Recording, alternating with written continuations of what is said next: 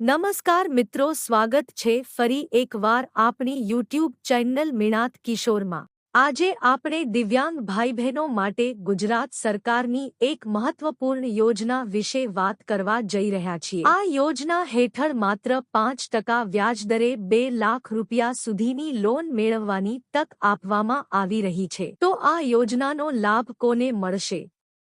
અરજી માટે શું પાત્રતા છે? કયા ડોક્યુમેન્ટ્સ જરૂરી છે અને ઓનલાઈન અરજી કેવી રીતે કરવી તેની સંપૂર્ણ માહિતી આ વિડિયોમાં જાણીએ। ખાસ આ વિડિયો તમારા મિત્રો સાથે શેર કરજો।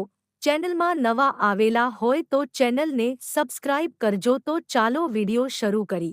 દિવ્યાંગ ભાઈ બહેનો માટે ગુજરાત સરકાર દ્વારા એક મહત્વપૂર્ણ યોજના જાહેર કરવામાં આવી છે। ગુજરાત રાજ્ય દિવ્યાંગજન નાણાં અને વિકાસ નિગમ દ્વારા 100% રાજ્ય સરકારની દિવ્યાંગજન મુદ્દી ધિરાણ યોજના વર્ષ 2026 થી 27 માટે ઓનલાઈન અરજીઓ મંગાવવામાં આવી છે।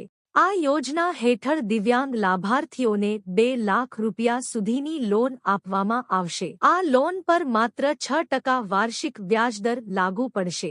ઓનલાઈન અરજી સંબંધિત સામાન્ય શરતો: અરજદાર ગુજરાત રાજ્યના વતની હોવા જોઈએ। 40% કે તેથી વધુ દિવ્યાંગતાનું ડોક્ટર સર્ટિફિકેટ હોવું જોઈએ।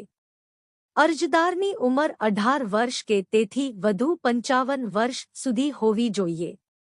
અરજદાર પાસે દિવ્યાંગ ઓળખ કાર્ડ અને યુડીઆઈડી કાર્ડ ધરાવતા હોવા જોઈએ।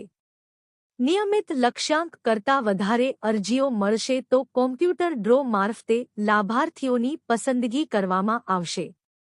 રૂપિયા 2 લાખના ધિરાણ મેળવવા માટે ઓનલાઈન અરજી સમયે દર્શાવેલ રાષ્ટ્રીયકૃત બેંકના 10 અરજદારશ્રીની સહી સાથેના પોસ્ટેક ચેક રજૂ કરવાના રહેશે।